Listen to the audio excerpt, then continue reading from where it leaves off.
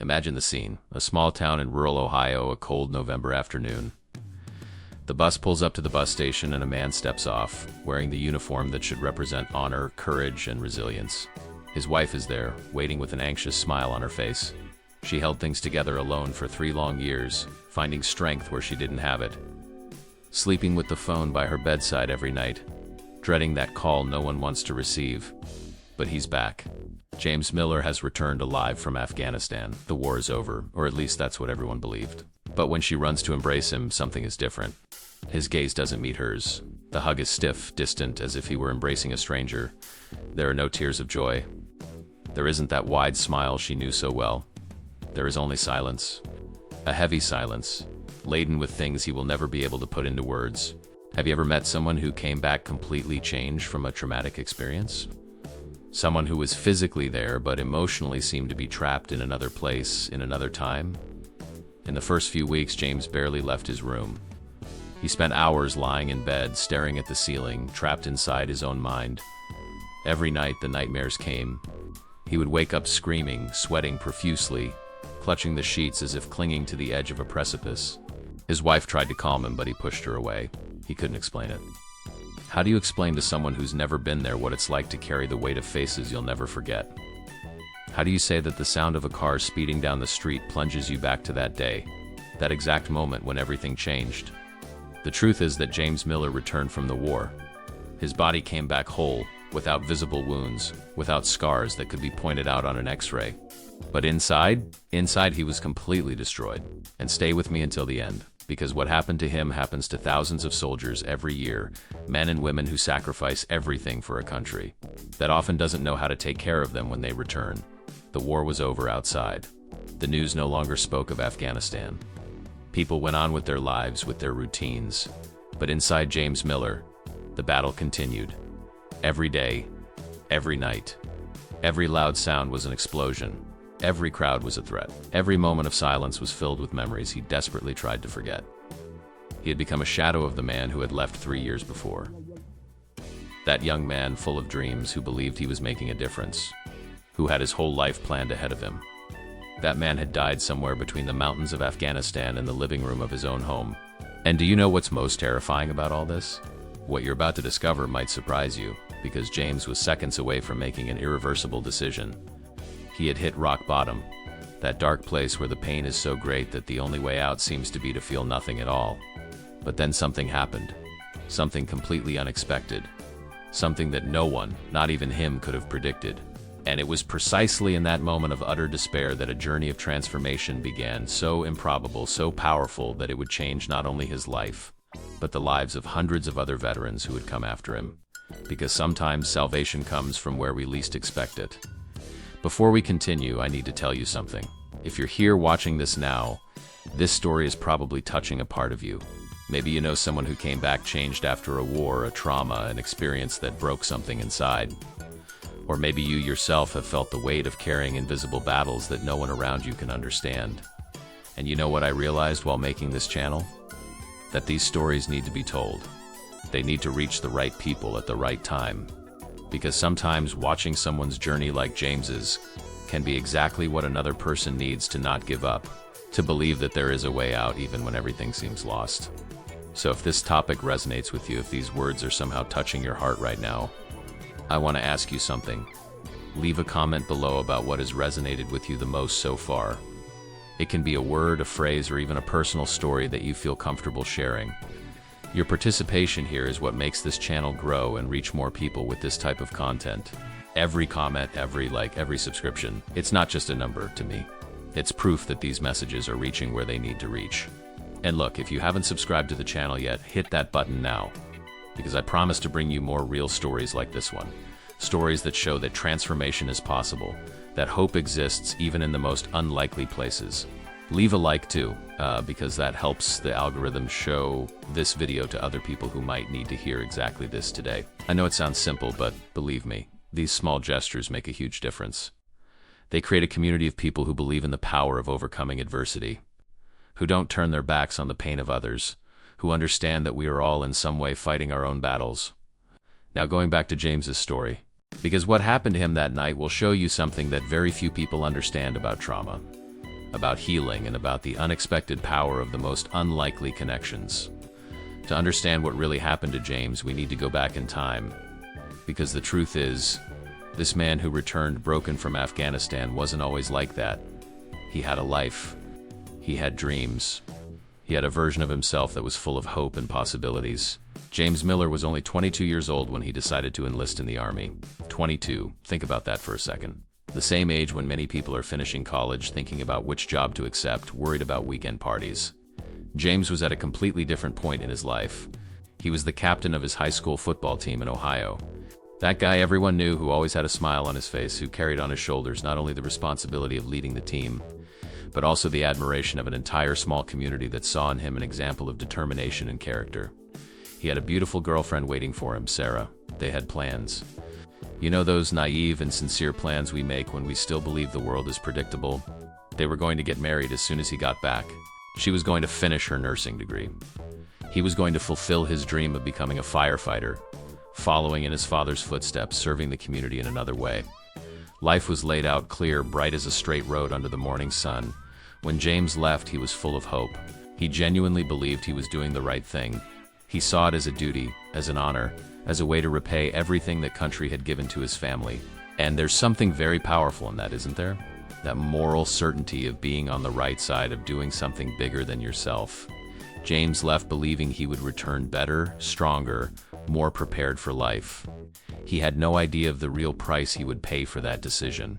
Now, I want to delve even deeper into this subject because the contrast between who James was and who he became is key to understanding not only his story, but the brutal reality that thousands of soldiers face when they return home. This is not an isolated case. This is a silent epidemic that happens every day in every city, with men and women sacrificing pieces of their own souls and returning carrying ghosts that no one else can see. Hell began in James's second year of service in Afghanistan. Up to that point, he'd had some difficult experiences, of course. War is war, but nothing that had broken something fundamental within him. He still wrote letters to Sarah. He still made plans for the future. He could still sleep at night, even with the occasional sound of gunfire in the distance. But then came that day, the day that divided James's life into two completely distinct parts, before and after. His convoy was patrolling a route they'd done dozens of times. It was a hot morning, the kind of dry heat that clings to your skin and makes you sweat before you even start moving. James was in the second vehicle. In front of him, in the first vehicle, were three of his best friends. Carter, the guy who always had a joke ready to ease the tension. Rodriguez, who showed pictures of his newborn daughter to anyone who had the patience. And Jenkins, the youngest of the group, only 19 years old, who had lied about his age to enlist earlier. The explosion happened without warning. That's how these things work in war.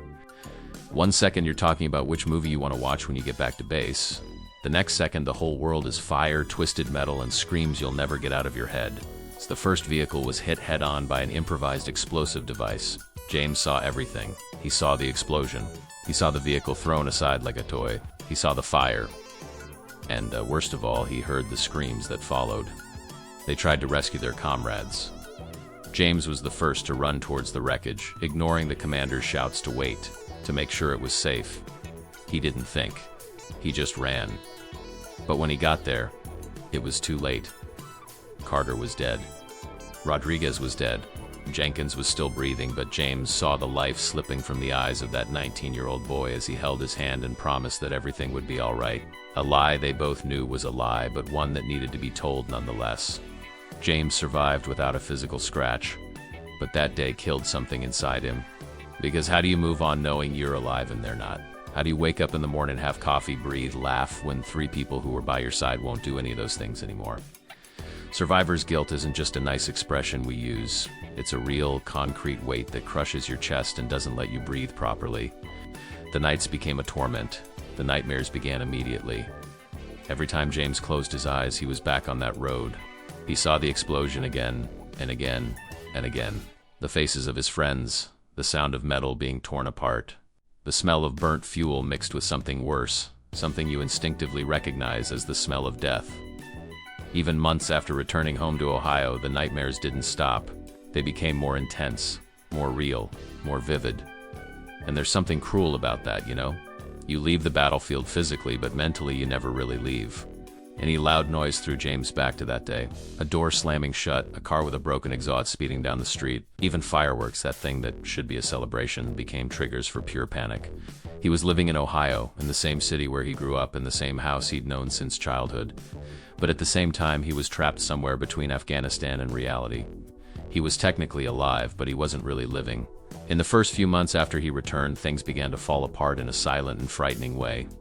You know, that kind of destruction that happens slowly, one piece at a time, until suddenly you look around and realize there's nothing left? That's what happened to James. He had gotten a job at a mechanic's shop. Simple, honest work, something to occupy his hands and mind. But he couldn't concentrate. He couldn't arrive on time.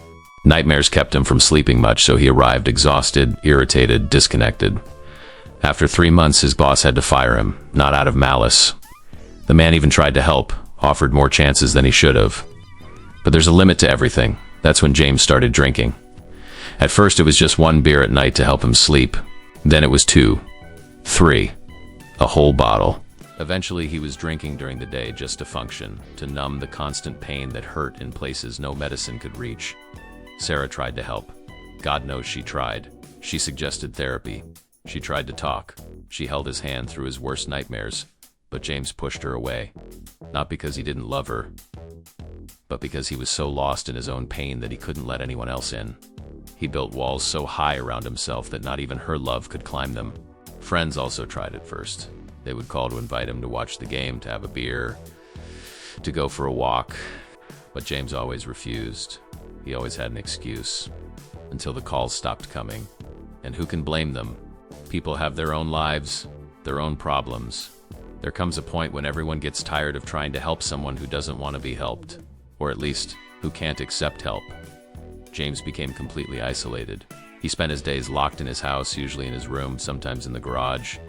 He didn't answer the phone. He didn't reply to messages. He didn't open the door when someone knocked. He was trapped inside his own mind in an endless cycle of memories, guilt, and self-destruction. And when you're in that dark place long enough, when the pain becomes so familiar that you almost forget what it's like not to feel it, you start to have dangerous thoughts. One night, 3 months after losing his job, 2 months after Sarah left because she simply couldn't bear to see the man she loved destroying himself. Without being able to do anything, James sat alone in the garage. It was late, after midnight. The house was silent. That kind of heavy silence that amplifies every thought in your head. He had a gun in his hand. The same gun he had carried during his years of service. The same gun that should represent protection, defense, duty. And there, in that moment, James had a thought that had crossed his mind a few times in the last few weeks, but which was now clearer, more present, more tempting than ever. No one will miss me. He was convinced of it. Sarah had moved on. His friends had given up. His family was tired of worrying. He had no job. He had no purpose. He had nothing but pain and memories he couldn't erase. In his mind, in that moment of utter despair, he was doing everyone a favor. He was ending his own suffering and, at the same time, freeing the people around him from the obligation to worry about him. He loaded the gun. The sound of the bolt being pulled echoed in the silent garage. He pressed the barrel against his own head. He closed his eyes and began to count. 3, 2, 1. And then the phone rang. Sometimes life saves you in the most unlikely seconds. Sometimes, the difference between life and death is literally a phone call that arrives at the exact moment. James almost ignored it. He almost let it ring until it stopped. But something, some instinct, some tiny spark of will to live that he didn't even know still existed, made him lower his weapon and answer. It was an unknown number. On the other end of the line, a voice he'd never heard before. A calm, firm, yet gentle voice. "Hey, my name is Marcus. I'm a veteran too. I heard you're going through a rough patch. How about we grab coffee tomorrow?" James was silent for a few seconds. Who was this guy? How did he know? Why was he calling? But before he could formulate any questions, Marcus continued, "I know you don't know me. I know you're probably wondering what's going on, but I've been through what you're going through, and I just wanted to tell you that you're not alone. How about we meet tomorrow morning at the coffee shop on Main Street? Just coffee. No pressure, no commitment." James almost hung up, almost said no. But there was something in that voice. Something that sounded genuine. Something that wasn't trying to fix him, just offering companionship. And maybe it was the timing. Maybe it was the fact that he had literally just been seconds away from pulling the trigger. Maybe it was simply fate. He heard his own voice, hoarse from not speaking to anyone for so long, saying, "Okay, tomorrow morning." That call saved James's life. But what he didn't know yet was that Marcus hadn't called by chance. Marcus was part of a veteran support program in Detroit, a network of people who had been through hell and back, and now dedicated part of their time to finding other veterans who were where they had been. Marcus got the name James from a former colleague who was worried but didn't know how to help. And Marcus knew exactly what to do because he, too, had been sitting in a dark garage with a gun in his hand. The next day, James almost didn't go.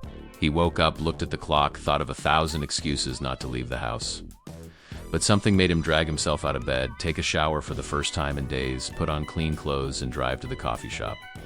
When he got there, Marcus was already sitting at a table in the corner. A tall, strong black man, around 40 years old, wearing a simple shirt and jeans. He didn't smile excessively. He didn't try to make forced eye contact. He just nodded and pointed to the chair in front of him. They had coffee. They talked about small things at first. The weather, the local baseball team. Nothing deep, nothing scary. Gradually, Marcus began to share his own story. He had served in Iraq. He had lost friends. He had returned broken. He had lost everything, but he had found a way back. And now he wanted to offer that way to James. Not as an instant miracle, not as a magic cure, but as a possibility. A small light at the end of the tunnel. And then Marcus made an invitation James never expected. "I want to take you to see a place," Marcus said, pushing a napkin with an address written on it. "Tomorrow, 10 in the morning, just show up. I promise it will all make sense when you get there." James looked at the address. It wasn't far. He had nothing to lose. Or rather, he had already lost everything. So what more was there to risk? He agreed. The next day, James drove to the address Marcus had given him. It was a large building on the outskirts of the city. As he parked and got out of the car, he heard something unexpected. Barking. Lots of barking. He walked to the entrance and read the sign, "Detroit Rescue Haven." He frowned. What was he doing there? But Marcus was already at the door, beckoning him in. The place was organized inside, but it had that characteristic smell of animal shelters, a mixture of disinfectant, dog food, and that animal odor that isn't unpleasant, just present. Marcus led him through the corridors, past cages with dogs of all sizes and breeds. Some barked excitedly, others were quiet, observing with cautious eyes. And then Marcus stopped in front of a separate area at the back of the shelter.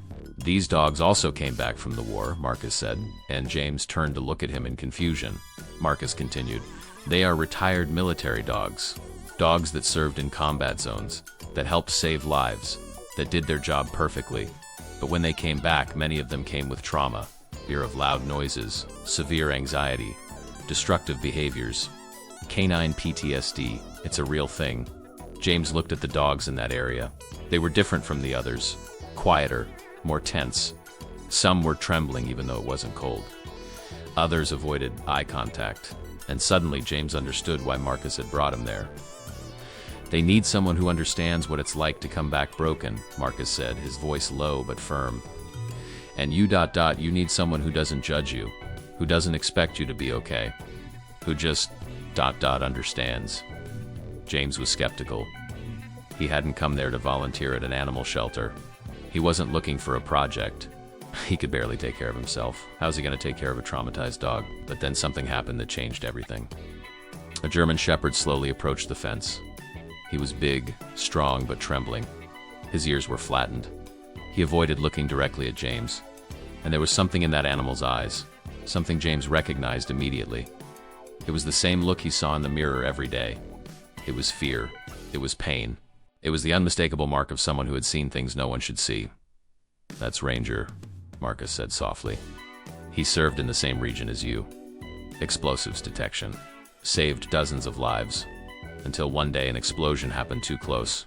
He survived physically, but mentally. Well, you see," James crouched slowly in front of the fence. He didn't reach out. He didn't try to force contact. He just stood there, at the dog's level, and whispered, "I know, man. I know." And something clicked. Something profound and inexplicable. Two survivors recognizing each other. In that moment, James didn't feel alone for the first time in months. Because there was someone there, even if it was a puppy, who understood, who carried the same kind of invisible scars, who woke up with the same nightmares. Comment below. Strength to those who fight invisible battles. James started going to the shelter 3 times a week.